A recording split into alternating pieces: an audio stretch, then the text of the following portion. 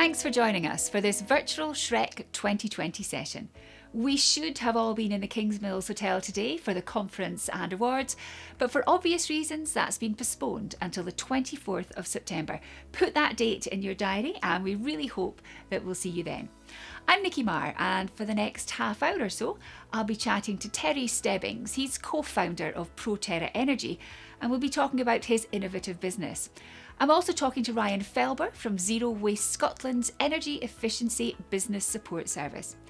Now, as well as finding out about what each organisation does and can do for you and your business, we'll also be looking at how COVID-19 is impacting their work and trying to gaze into a crystal ball for thoughts about what the renewable energy market might look like once we come out of the other side of this global pandemic. Ryan Felber, Terry Stebbings, thank you both very much for joining me. Let's start with you, Terry. Tell me about your company, ProTerra Energy. What is it you do and how do you do it? Where did you come from? Yep, no worries. ProTerra Energy designs and builds micro hydro schemes predominantly. We specialise in off-grid schemes, so that's schemes that are in very remote areas where there is no electricity or no electrical grid. And the wider sort of off-grid renewables, so that could be hydro, solar, batteries, that kind of thing. We work predominantly in Scotland, but over the last couple of years, we started looking further afield internationally, and we've developed a small off-grid product called Hydro Trailer, which is a self-contained hydro scheme with batteries that can feed sort of 20 to 30 houses in the developing world, so sub-Saharan Africa or Southeast Asia. Same technology as you're using? That's using hydro, so that's micro hydro. It's got a little hydro turbine and some batteries. It's basically like a diesel generator, but it runs on water. Fantastic. So we've kind of diversified over the last couple of years into looking at international markets as well. But we started out in 2012, really looking at micro hydro, so small scale hydro schemes for crofts, farms, estates, and really have built since then. Now, feed-in tariffs, as I understand, were a really big incentive for a lot of your clients when you started out because it was a fairly generous offering from the government. They've gone now, so why is it that people are still using your products? Is it carbon footprint or what's their incentive? Yeah, that's absolutely right. And the feed-in tariffs are now ended. There's still a little tail of those schemes that had permissions from a couple of years ago getting built. But what we've seen as a result of that is quite a significant drop-off in the number of schemes that are getting built. As I mentioned, we do a lot of off-grid work, so the incentivization for a client in an off-grid scenario is very different. It's not solely about feed-in tariffs, it's about access to energy, reliable energy. And so in some senses, we've been slightly protected from that drop-off, although when you look at the split of our work nowadays, it is significantly less of the design and build side because there really aren't as many schemes going ahead. I mean, probably 10% as a rough guess. So the end of the tariff has been significant for us. It is still viable and possible to build hydro schemes or micro hydro schemes in the current market, but the use has to be really about self-consumption or the offset of self-consumption. So if you can use that energy locally and therefore not have to purchase electricity from the grid, then you can make it stack up. Okay, and what sort of, I mean, obviously you can't talk for every one of your clients, but what sort of lifeline is there in these products? I mean, how quickly can they be paid off? The lifetime of a hydro scheme should be 30, 40 years if well designed and built. In terms of payoff, I think that's part of the challenge is to try and readdress how people look at it. So the feed-in tariff scheme was great for all renewables in the sense that it was a sort of an injection of adrenaline that moved them forward. However, that's kind of gone, and so people need to maybe think of it in a different way rather than a diversified form of income and a pretty good one in the early days at that. People need to think of it now as more of a long-term investment for exactly that, offsetting their energy costs. Rather, like you don't buy an oil boiler and wonder how quick it's going to pay you back, or a gas boiler. You buy it because you have to, because you need heating in your house.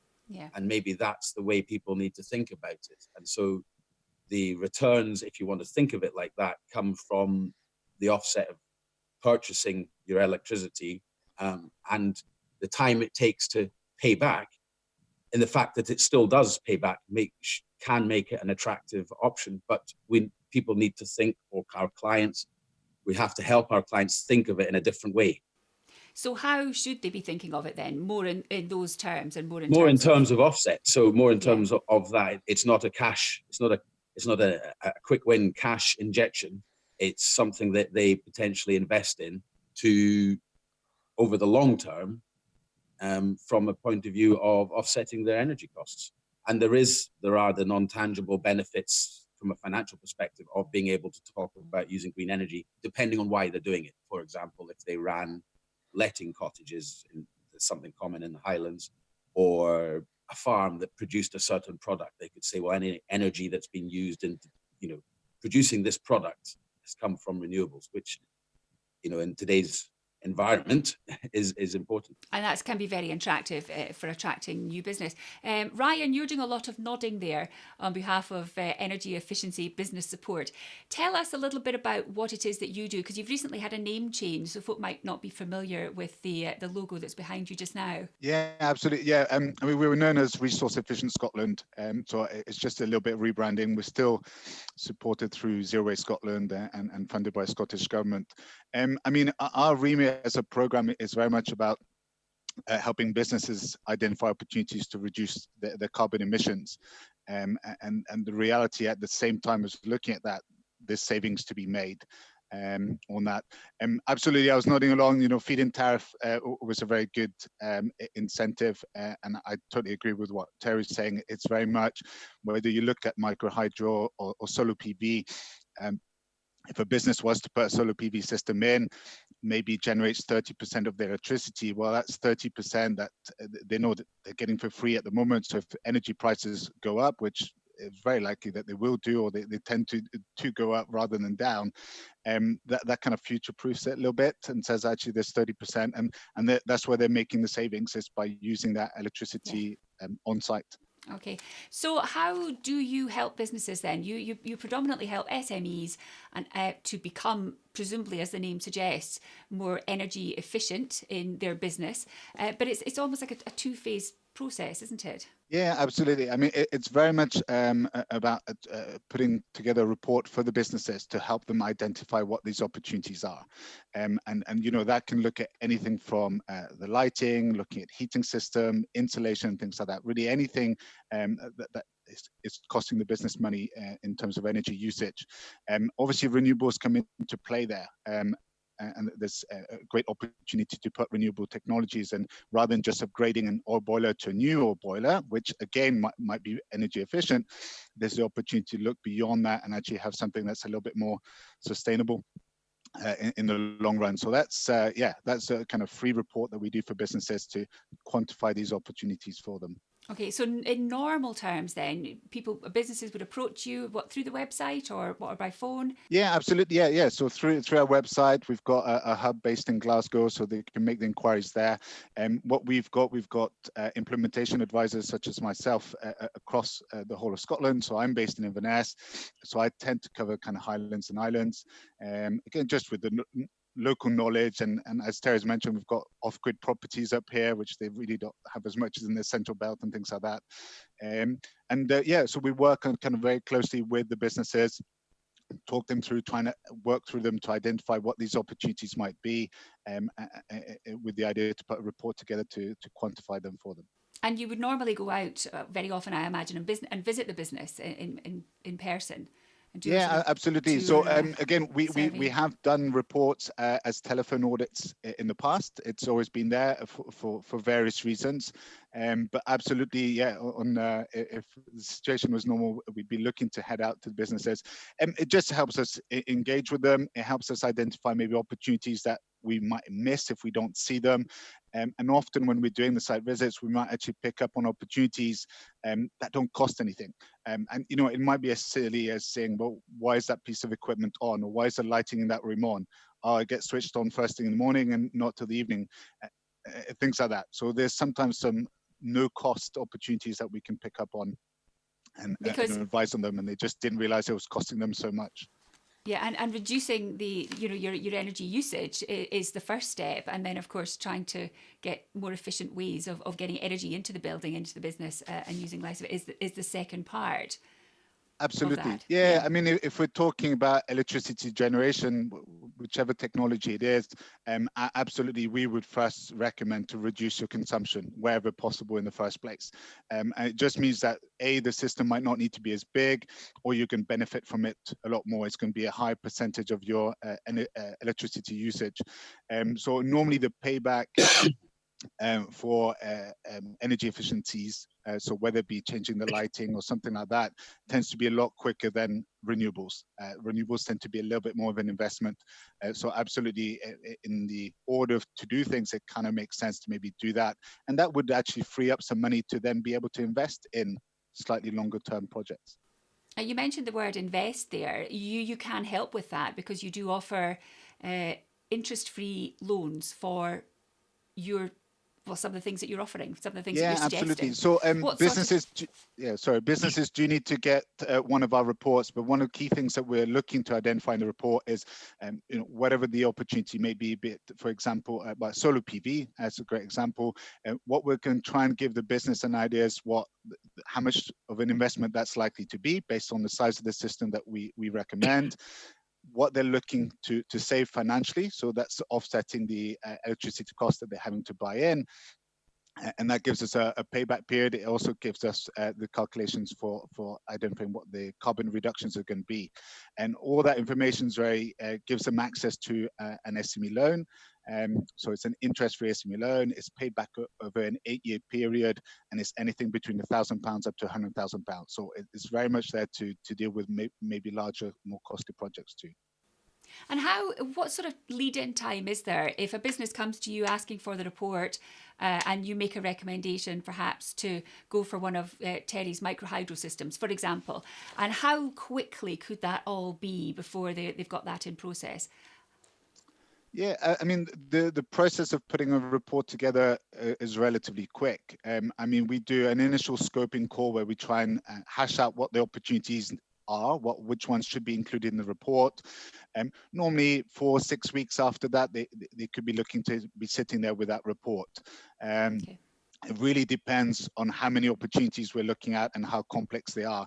When we're looking at something like a micro hydro scheme, there's a lot more data to be gathered. There's a lot more analysis to be made. And we have worked with Terry in the past and used the information that he's gathered over a much longer period of time to help us inform our reports. Terry, how are Proterra coping during lockdown? you're in the business of providing energy. Are you key workers, or what's happening there? Well, I guess there's a three-pronged answer to that question. We are currently still operating, but with a very reduced staff, and we've had to put over 50% of our staff on furlough. Okay. And that's really because of three different parts to it. We've got to consider our staff themselves and what their thoughts and concerns are in terms of the work that we're doing. We also have to look at our clients, and a number of our clients are saying to us, look, we're concerned about you coming out to sites and working on sites because of how that might cause spread of the virus, etc. And then the third part to that is really what advice and direction we get from the government as to whether we are considered key workers. And understandably, that's quite a complex thing. It's very hard with all the different types of industries and number of companies there are in the UK to decide definitively who's a key worker. Of course. So we've tried to kind of navigate that path as best we can. Key is to think of how our workers are feeling, and those, because we're quite site-based, we can't really work from home as such. Although some of our support team, the sort of administrative side, were working from home. And so we've taken that as really our first starting point. Like I said, we've got a number of clients who have sort of expressed to us that the projects we're working on, they'd like to defer. And that has had an impact, which means that our revenues have effectively fallen probably 60 to 70%. We've tried to get a little bit of advice around whether we're key workers. or essential work, if you like. And what we try to do is to look at our projects as a whole and identify those jobs or projects that are essential. So, for example, our off-grid customers, their energy is essential to them. They have no other option. They can't flick onto the grid, as it were. And systems where we're doing servicing and maintenance, where if we don't carry out that maintenance as a potential risk to the client's assets, then we're looking to do that. And we have in place a set of procedures, enhanced procedures for our own sort of safety and welfare and that of our clients, and we're following those procedures. So pretty much significant reduction in the work that we're doing. We have a skeleton staff, i.e. me and a couple others, two others, another engineer and another senior engineer who are still working, and we're just trying to sort of carry ourselves through. We've tried to be a bit of a prudent company in the past, so we're not kind of about to drop off a cliff edge in terms of revenues or cash basis, which is quite important for companies, especially small companies. And we're just trying to sort of work our way through.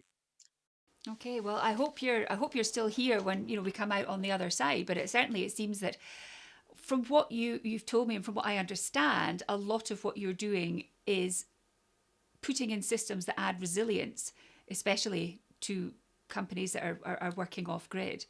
And you'd hope that would then help you be more resilient coming out the other side. Yeah, I think from just from a sort of business perspective, given which is probably fifth or sixth level of importance in the current crisis, but from a business perspective, yes, the fact that we work with off grid, it's very similar to the feed-in tariffs ending. It's given us a sense of an element of resilience in terms of our business, and therefore that. But yeah, I think what we've got to ensure is that we're providing the service that our customers require.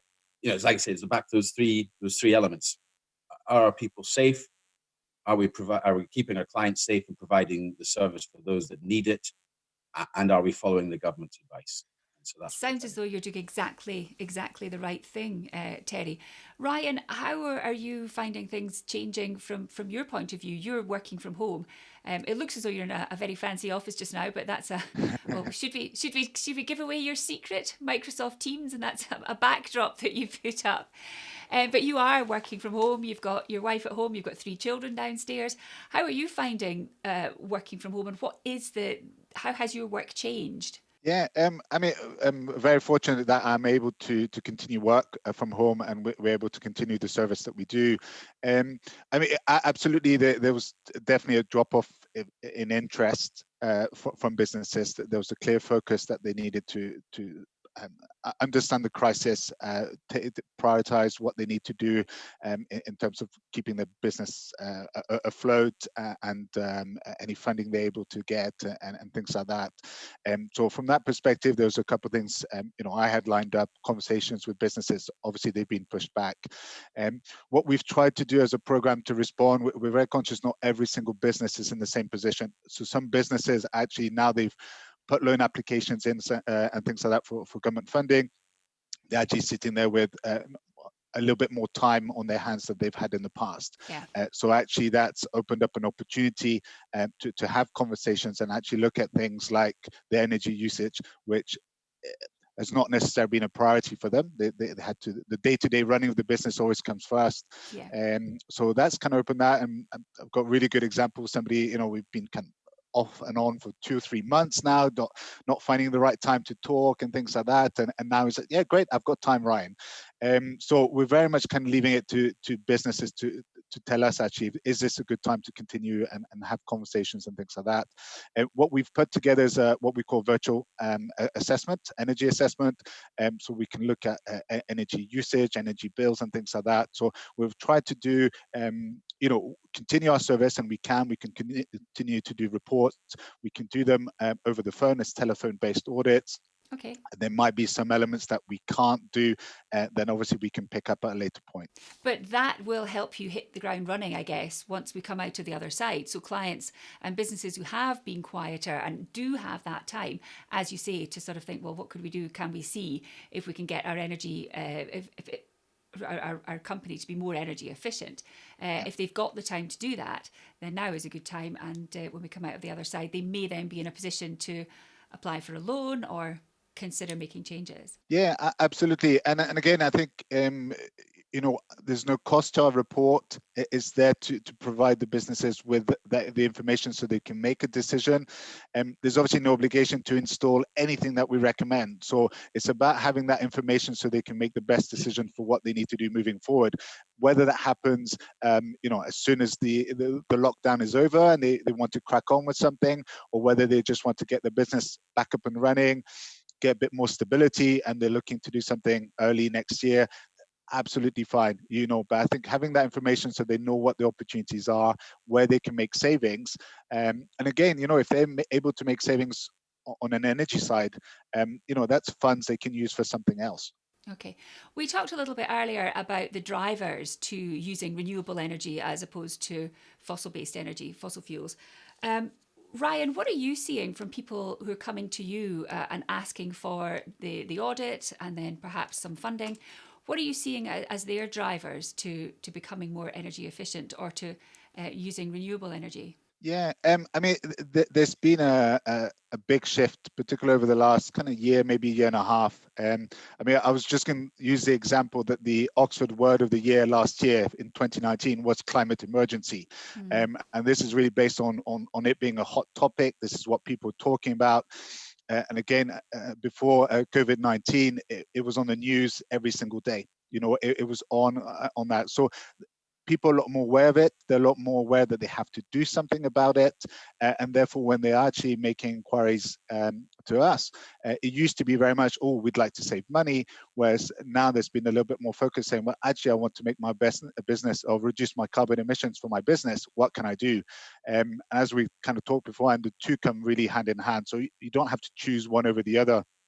But in terms of renewables, because they are slightly larger investment, but a lot more business are still keen to look at them. Whereas beforehand, they go, I just need a quick fix. They understand actually the bigger picture, the longer objective for the whole country. Okay, and actually, it's sort of a win-win-win, isn't it? Because if you're managing to reduce your financial outgoings and you're dropping your carbon footprint, and you can do it all with an interest-free loan, then it would seem for many businesses to be a no-brainer. And if they've got time just now to look into that, then why not? Yeah, absolutely. And again, it is an investment. I mean, there are some opportunities that we identify that are no cost. The reality, most things will cost some money to put in, whether it's new lighting, insulation, heating systems, or renewables. But actually, it's saying, well, how quickly will that be paid back? And absolutely, if it can be paid back in a shorter time than the 8 year of the loan, then your quid's in. It's a really good investment, and that puts the business in a very good, strong position once they've made the loan repayments, that their energy costs are as low as they possibly can be. And are there any barriers to getting the loan? I mean, how easy is it to get the loan and to actually get the money in your pocket? So, I mean, it's an unsecured loan. So the businesses do not have to put any assets up against the loan. Generally, they have to have been trading at least a year because obviously there is a credit check that is run on the business in order just make sure it's obviously public funds. We want to make sure that businesses are in position to pay that back on there. I mean, it's not as robust as maybe getting a loan from the bank and things like that. But again, it's that balance of, well, how much are they asking for? Because as I said, it's anything between £1,000 and £100,000. So, depending on the amount they're asking, obviously there's higher risks with that, high monthly repayments and things like that. But they can go through, get our report to identify the opportunities, apply for the loan, and again, still make that call at that point, whether they're happy with what the monthly repayments are going to look like, and whether they still want to go ahead with it. Terry, have you anything that you'd like to add at this point on that? Have you experienced that system? I think it's a great opportunity for businesses, especially sort of rural businesses in the Highlands, that there is something like that. And I would encourage these kind of initiatives, because it's, as we discussed earlier, that there's kind of got to be a kind of change in mindset for folk from a sort of feed-in tariff-based idea of putting, that's why I'm going to invest in my renewables, to the environmental aspect and the raised awareness, as Ryan says, in the last year with the sort of climate emergency side of things. But for many people, it's still a financial decision, especially a business. I don't think there's many businesses in the world that can make decisions that and ignore the financial impact of them. So I think initiatives like what Ryan's just described are important, especially while we transition from something around about the fit-based approach to looking at renewables, because we have to look at renewables because the option is not acceptable. And I appreciate that there are people in the world that is the view already, but businesses still need to look at them, and majority of our clients are looking at it from a business perspective. Yeah, but as just well as because the we're environmental side. as well as the environmental impact, because just because we're in the middle right now, as we're recording this, of a COVID emergency, doesn't mean that the climate emergency has gone away. I mean, Nope. it may well be that the world is healing a little because we're not all in our planes and our cars, and we are staying at home. We're not getting about. We're not making those journeys. We're not going on holiday, and we are treading more lightly on the planet because something else has forced us to do it. But the emergency is still very real. Yeah. Yes. Yeah, I would say so. Okay. Absolutely, yeah. Can I ask us just now? We've looked at the present situation, the uncertainty, the where we are now, and the opportunities that are available. But also, can I ask you to look into your crystal balls and perhaps predict what you think the role of renewable energy might be at the end of this COVID crisis? Ryan, you first. Do you think it will have an impact? I think you've touched upon it. I think the climate emergency hasn't gone away. There's obviously been some great advantages that have come through in terms of reduction of travel and things like that, which I hope will continue. Renewables, I think businesses will look back at how they've gone through, where maybe some of the expenses have gone, and it's quite possible a lot of businesses have still got high energy costs, and they're kind of maybe wondering why that is. Prices are going to go up. So yeah, I don't think it's. I've not seen it change anything at this point, and I think it might be more positive than negative moving forward. Terry, do you agree with that? It might be more positive than negative?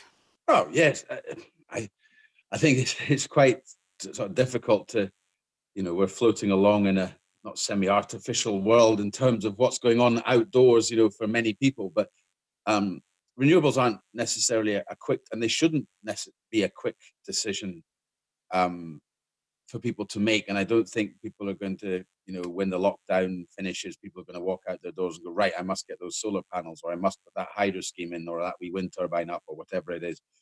I think we will. I think from my perspective, I don't anticipate a significant change in sort of revenue or people coming to us asking about renewables as a result. I mean, we have a maybe people staying at home or working in different ways is going to be impacting in some ways. But I mean, we have a customer that's just contacted us in the last week from Scotland, from the West Coast, who is an off-grid person, who has identified our hydro trailer as an opportunity because they are literally having to stay at home. The father worked away, the children were typically at college and school. Now they're all at home. They're putting a lot more stress on their existing. They've got a little generator system, and they've asked us that as a result of that, and they envisage being there for the next 4 months and possibly afterwards. Could they get a hydro trailer and fit it onto a little stream beside their house to power their house? And that's an indication of a change, but perhaps I'm not sure. It'd be very difficult to say how significant that impact would be on our business or businesses like us. Well, we shall see. Maybe by September, when we are due to do this again in person in the Kingsmills Hotel, 24th. Get it in your diaries. Maybe you'll both be free and you'll join us for that conversation, and we can look back at when we were all locked down and how different things were, and say, my goodness, and look at the way the world has changed. Ryan, Terry, thank you very much for your time. Thanks very much for joining us. Take care. Thank you very much.